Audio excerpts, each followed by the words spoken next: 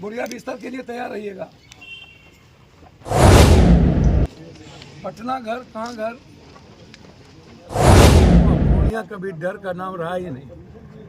और मुझे लगता है कि जितना ये लोग परेशान करेंगे, भगवान इनको सुबुद्धि दे और परेशान करिए। इनकी जो मानसिकता बनी है, जैसे दिल्ली में ईडी सीबीआई की मानसिकता होती है, वैसे चुनाव भर ये लोग जो बड़े अपने को समझते हैं। मैं आग्रह किसी भी प्रक्रिया के पहले आपका ऑर्डर होना बहुत आवश्यक है। मुखेर कानून का कोई ऑर्डर नहीं आवे, ये सही नहीं होगा। और किसी के कार्यालय में आप उसको धमकाएं और जबरदस्ती गाड़ी ले जाना चाहें, ये कौन सा ऑर्डर है, कौन सा लॉ है, ये इम्पोर्टेंट है। मेरा ये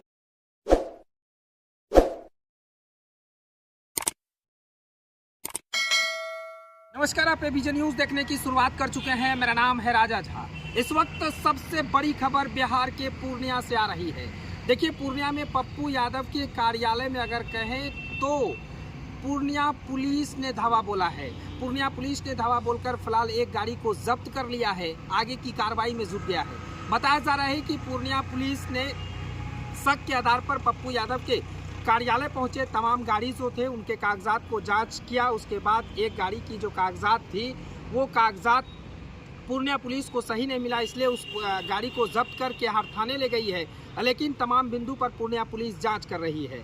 पप्पू यादव भी वहां पहुंचे हैं, पप्पू यादव के समर्थक भी वहां पहुंचे हैं। पप्पू यादव कई बड़े बड़े आरोप लगाए हैं जो आपको सुनाएंगे, लेकिन स्क्रीन पर देखिए किस तरह से पप्पू यादव और पूर्णिया पुलिस की अगर बात करें, एसडीपीओ और तमाम जो नज़दीकी थाने के अधिकारी हैं और तमाम फोर्स को भी कार्यालय के पास में लगाया गया था और हर बिंदु पर पूर्णिया पुलिस जांच कर रही थी। लेकिन बताया जा रहा है कि जिस तरह से पूर्णिया पुलिस ने पप्पू यादव के वाहनों पर आरोप लगाया है, चुनाव प्रचार का वक्त है, पप्पू यादव पर पूर्णिया पुलिस ने कहा है कि जिस तरह से जो गाड़ी की परमिशन नहीं ली गई है, वो गाड़ी परमिशन उसको लेना चाहिए। अगर नहीं लिए हैं तो उस गाड़ी को हम लोग जब्त किए हैं। फिलहाल पप्पू यादव क्या कुछ कह रहे हैं वो आप सुनिए।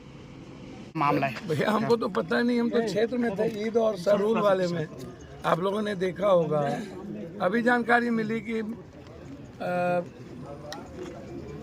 पुलिस फोर्स यहाँ आया हुआ है और गाड़ी को कह रहा था जबरदस्ती यहाँ लगा हुआ है महादेव का। गाड़ी जो परमिशन है कुछ गाड़ियों की जो निकली, इसकी ब्रांडिंग रोड पर हो रही थी, परमिशन के लिए गए हुए थे। ना कभी बजा, ना ध्वनि है, ना कुछ है।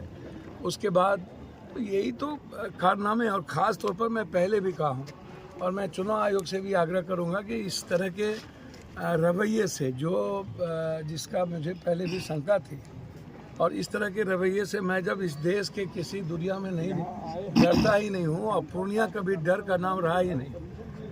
और मुझे लगता है कि जितना ये लोग परेशान करेंगे ना, उतना भगवान इनको सुबुद्धि दे और परेशान करिए। इनकी जो मानसिकता बनी है, जैसे दिल्ली में ईडी सीबीआई की मानसिकता होती है, वैसे चुनाव भर ये लोग जो बड़े अपने को समझते हैं। मैं आग्रह करूंगा डीएम साहब और एसपी साहब से, किसी भी प्रक्रिया के पहले आपका ऑर्डर होना बहुत आवश्यक है। मुखेर कानून का कोई ऑर्डर नहीं आवे, ये सही नहीं होगा। और किसी के कार्यालय में आकर के आप वर्कर्स को धमकाएं और जबरदस्ती गाड़ी ले जाना चाहें, ये कौन सा ऑर्डर है, कौन सा लॉ है, ये इम्पोर्टेंट है। मेरा ये सीधा, मैं इससे ज़्यादा कुछ नहीं कह सकता हूँ, आप खुद देख लीजिए। और ये जो प्रताड़ना की सीमा है, एक तो पहले गार्ड ले लिया गया, बीएमपी गार्ड पटना में, यहाँ अभी तक नहीं दिया गया। उस वक्त भी मैंने यह आरोप लगाया था, कहा था इन लोगों की मंशा है पप्पू यादव को मरवाने की। मैंने गार्ड जब लिया तो उस वक्त भी ये बात मैंने कही। मात्र 4 गार्ड हैं, जबकि वाइट ग्रेट में मेरा भारत सरकार के द्वारा ऑर्डर है, वो ऑर्डर मैंने दिया है।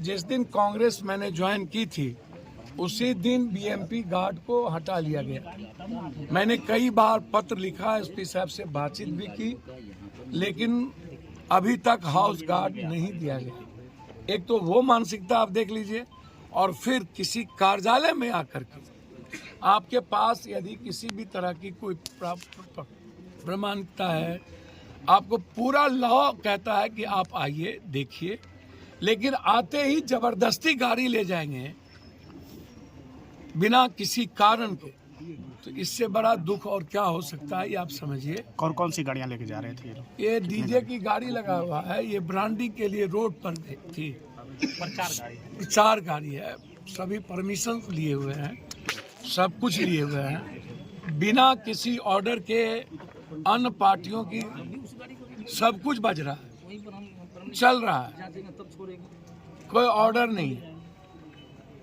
और आप कार्यालय आ गए, तो इससे बड़ा गलत रवैया क्या हो सकता है। तो मैं डरने वाला तो हूँ नहीं ना, दो ही बात होगी ना, या तो मैं मरूंगा या तो फिर पूर्णिया जिंदा रहेगा।